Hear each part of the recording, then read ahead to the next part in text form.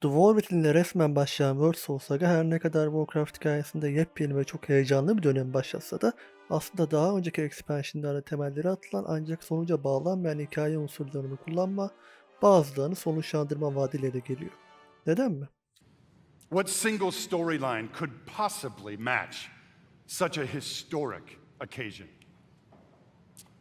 We started thinking about, well, I did, the good old days, right? And some of those early mythic ideas that kind of established the background of Warcraft. Started thinking about even some of the newer ideas that have played out more recently, but still in a way feel a little unresolved. Yani Metzen bunu zaten BlizzCon duyurusunda da belirtmişti ve bence Metzen'in kastettiği hikaye öyküleri WoW'un modern döneminin başlatan Legion ve Battle for Azeroth'tan kalan tamamlanmayan hikayeler. Bu videoda Metzen'in neleri ve kimleri kastettiğini konuşacağımız için tekrara düşebiliriz. Çünkü aslında bir çeşit değerleme videosu olacak. Ayrıca çok gördüğüm bir eleştirinin de niye haksız olduğunu gösterebileceğimi umuyorum. O da şu: Legion Warcraft hikayesinin sonu filan değildi. Olmamalıydı zaten. Video sonunda anlayacaksınız Legion'ın bitirdiği hikayeler kadar başlattığı ve temelini attığı hikayelerin de olduğunu. Diyelim ve World Soul Saga'nın kullandığı ve kullanabileceği karakter ve hikayelere madde madde göz atalım.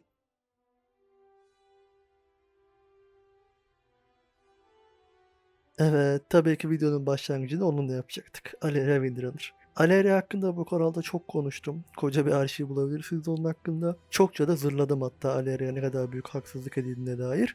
Ve aslında şu an o haksızlığın kefaretini ödüyor Blizzard.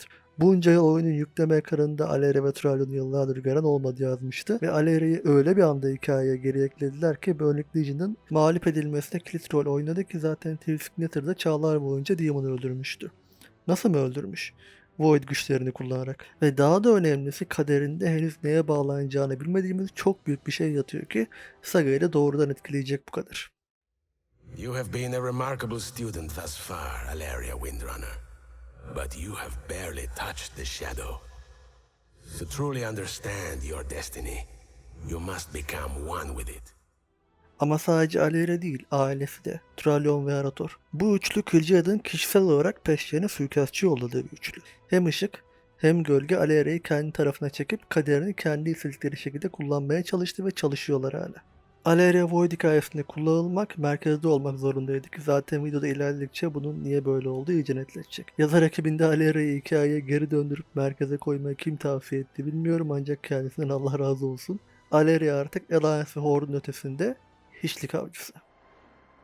The heart of a demigod. This is no mere token, Illyria. Take it, and you will be one step closer to your destiny. Son olarak Alleria aslında Chris Metzen'in en eski çocuklarından biri. Onu da vurgulamış olayım. Alleria konusunda konuşmayı uzatırsam susamam. O yüzden bu kısmı bence Modern WoW hikayesinin en önemli anlarından birini tekrar hatırlayarak kapayalım.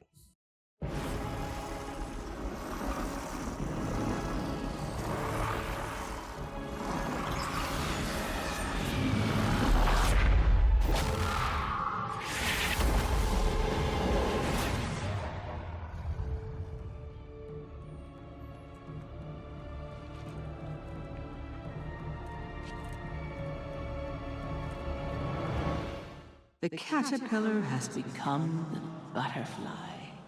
She is all but ours now.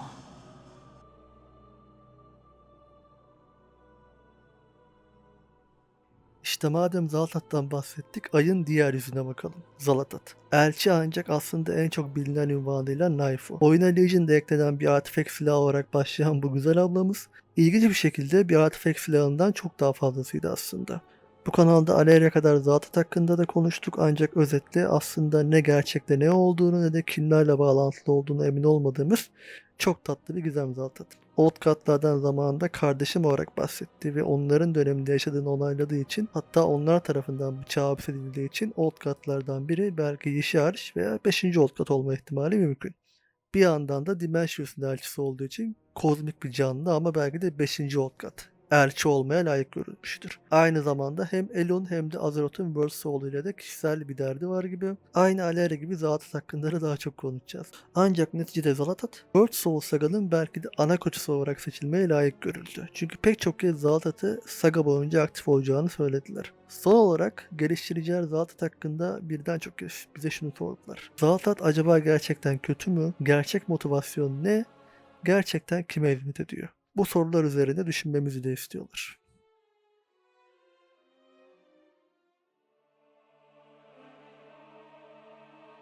Evet, Legion döneminden kalan en büyük hikayelerden biri. Illidan Stormrage. Hikayenin en yalnız ancak en bilgili karakterlerinden, hayatını Bölük Legion tehditini ortadan kaldırmak, dünyasını ve Trendes'ini korumak için harcayan Illidan, Legion Expansion ile dönerek paketin ana karakterlerinden biri oldu. Hatta aslında ana karakteri. Gerek kimsenin beklemeyeceği şeyleri yapmaya devam etmesiyle Argus'a yolu açmak ve Zera'yı yok etmek gibi, gerek Velen gibilerini uyuz edip ders vermesiyle her zaman olduğu gibi izini bıraktı.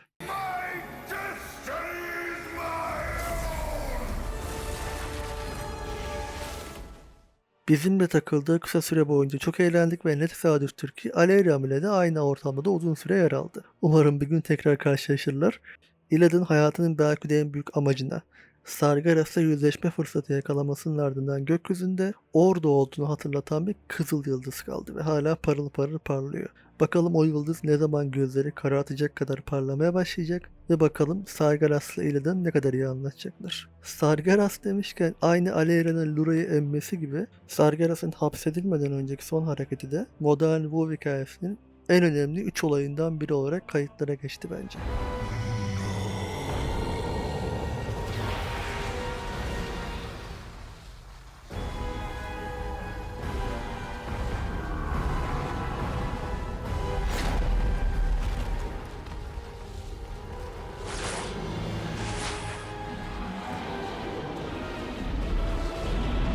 Hala diyorum WoW tarihinin gelmiş geçmiş en epik bitiş sinematiğiydi ve bu sonra da benzeri gelmedi. Ancak Saga'da bu tarz şeyler bekliyorum.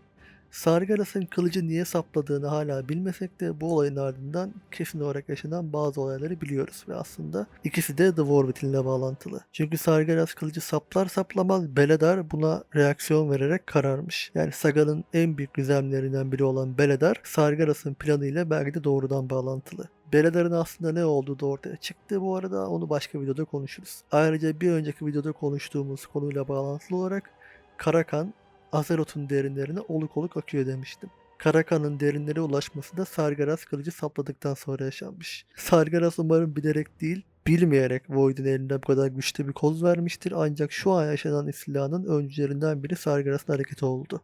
Titanlar tarafından hapsedilmeden önce o bulutların arasında neyi kontrol ettiğini, neyi planladığını öğrenmeye dört gözle bekliyor olacağız.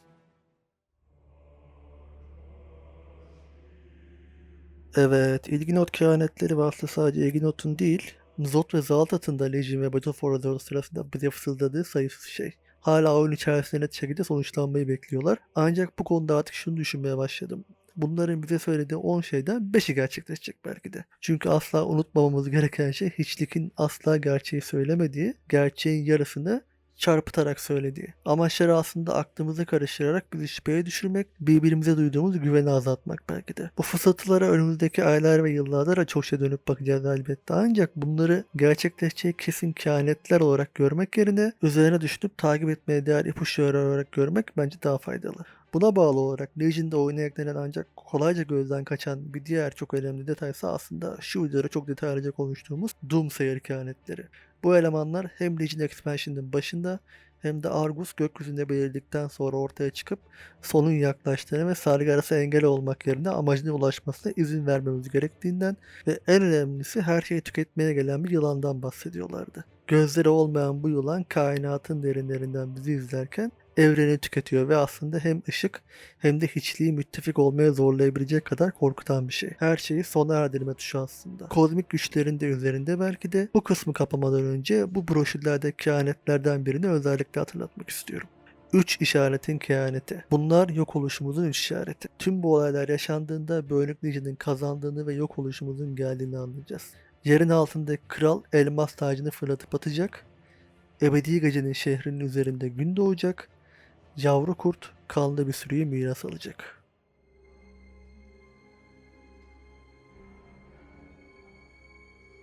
Samwell'in açılması, Ethereal'ların istilası ve Ethereal'ların Samwell'i açmak ve gücünü kullanmak için yanlarına katmaya çalıştıkları bir ölümlü. Bu konuyu uzun uzun açıklamaya gerek yok, zaten çokça konuştuk.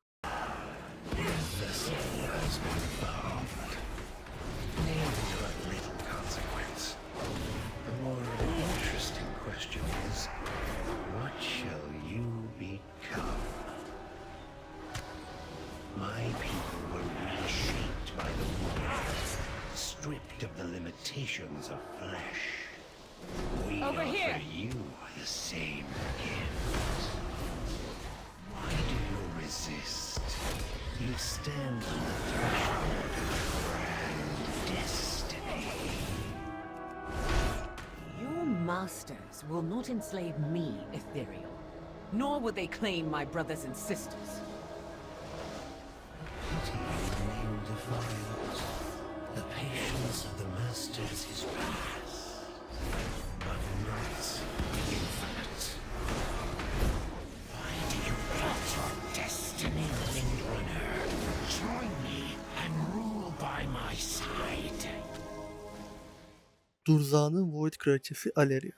Bayağı kafayı takmıştı Aleria'ya o.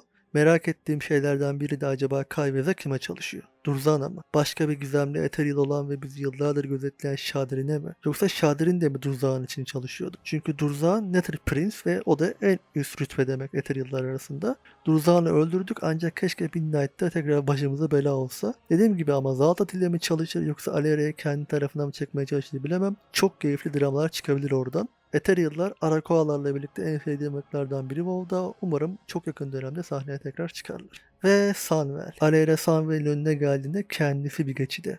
Void kapısına dönüşmüş. Çok rahatsız edici aslında düşününce. Bu yüzden Durzan aracımızı bulduk diyor ve bu yüzden Void Aleria'yı devamlı Sunwell'e ulaşıp başladığı işi bitirmesi için tahrik ediyor.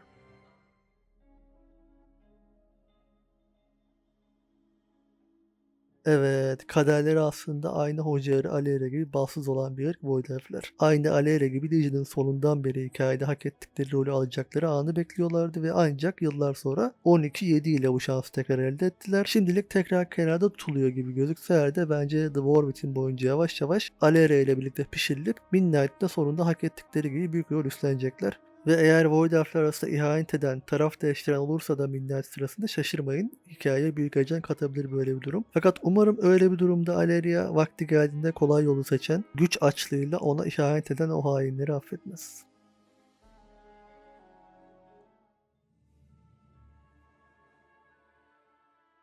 Evet, Medivh nerede?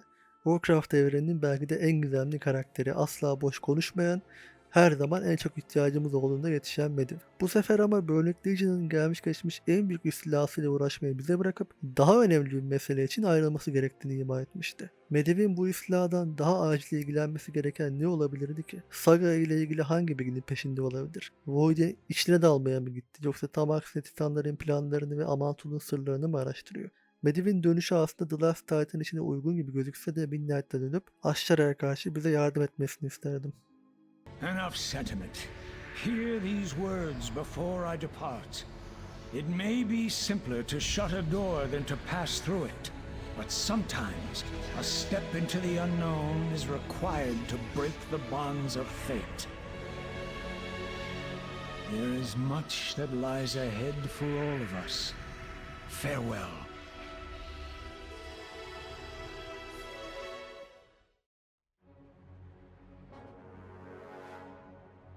Evet, bu konuyu da uzun uzun şurada konuşmuştuk. Ancak yine de hatırlatmak ve özetlemek gerekirse Burning Legion ordularının ana komandanı Archimonde'u Warlords of Draenor'un sonunda öldürdük. Alternatif bir zaman dilimi olmasının önemi yoktu. Çünkü öğrendik ki Burning Legion'ın tüm zaman dilimlerine giriş yapabiliyor zaten.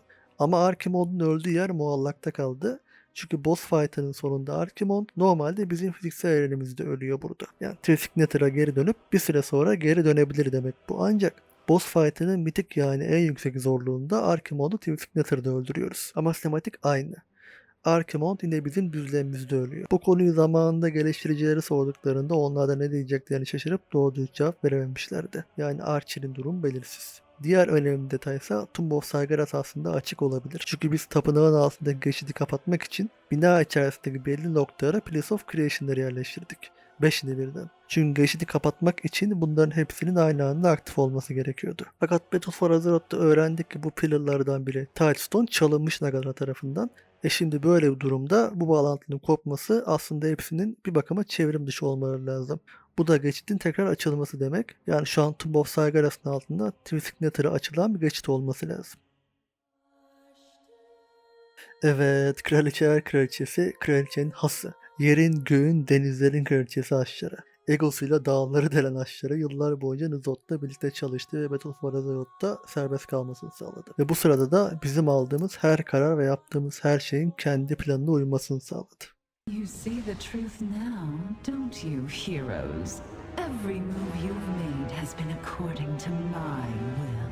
Ashara'nın hikayesini doğumundan başlayarak Dragonflight'taki kehanetlere kadar şurada çok detaylıca anlatmıştım. Zaten çok güçlü olan Ashara'dan daha da güçlenme ve her şeyin, herkesin kraliçesi olma hırsı asla dinmedi. Bu yüzden çağlar boyunca Nuzot'la çalıştı ancak ona rağmen bir şekilde her zaman kartlarını kendisine yakın oynayıp asla Nuzot'a tamamen teslim olmadı. Zaten bu yüzden de Nuzot serbest kaldıktan sonra ilk işi Ashara'yı yanına alıp işkence etmek oldu. Fakat biz Ashara'yı kurtardık ve Nuzot'u öldürmemiz için gereken Blade of the Black Empire'ı Ashara'dan aldık. Ashara ise Now go and do what you will. I tire of intermediaries and heralds. The true throne of power beckons, and I intend to claim it. deyip bir Void portalından geçip gitmişti. Yıllar sonra Dragonflight'te öğrenmiştik ki Naga Ashara'nın dönüşü için hazırlanıyormuş ve dönmeden önce yapılması gerekenleri dönüşüne işaret edecek kehanetleri not etmişler. Bu kehanetleri de Ashara videosunda detaylıca anlatmıştım ancak özetle Ashara Yıldız Çemberinden yani Ilginot ve Nuzot'un bahsettiği yerden geçerek Cosmic Void'e ulaşmış ve Void Lordlar tarafından kutsanmış. Yani bu kitaba göre Ashara yine çok büyük oynamış ve aynı zamanda doğrudan Sargeras'ı gözde kestirdiği gibi bu sefer de Void Lordları kendine muhatap almış. Ve Irdikron'un Dark Art yaratmasıyla başlayan sürecin ardından Elçi Zalatat, Ashara'nın dönüşü için Azeroth'u hazırlıyormuş. Yani aslında Zalatat Aleri'yi belki de gerçek kraliçe için hazırlıyor. Olamaz mı? Ashara Aleria'ya bir hizmetkarı olarak yanında isteyebilirdi. Ashara için herkes hizmetkar çünkü. Ama işte bilmiyorum. İçimden bir ses hala Zalatat ile Ashara aynı ortamda bulunurlarsa bir dominasyon savaşı verebilirler ve Aleria da bu kavgada bir rol üstlenebilir diyor. Biz en iyisi şu üçünü Minnet sırasında aynı odaya kapayalım bakalım neler yaşanacak.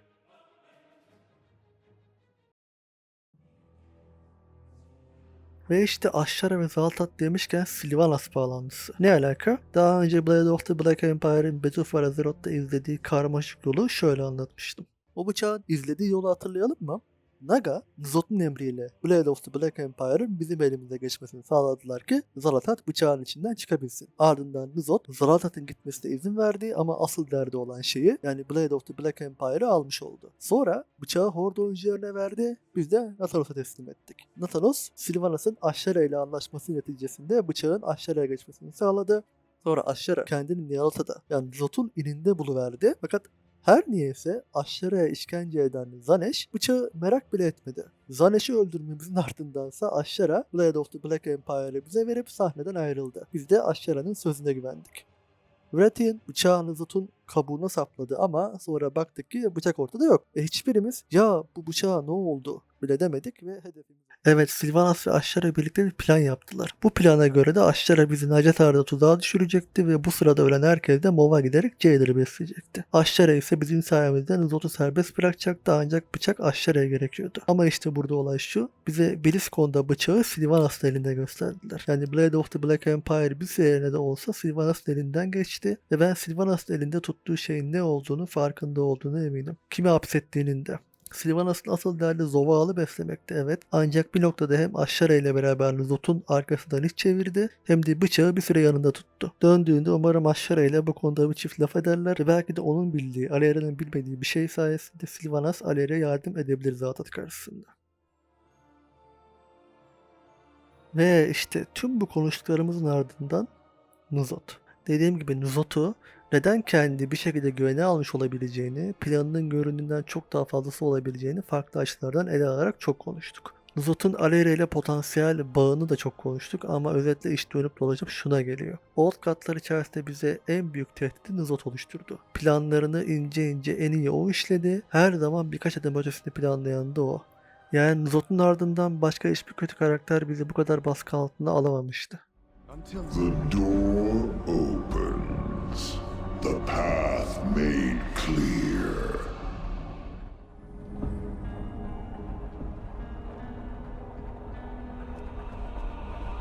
The sleeping city awakens. The Black Empire reborn. We're under attack! Protect the chamber!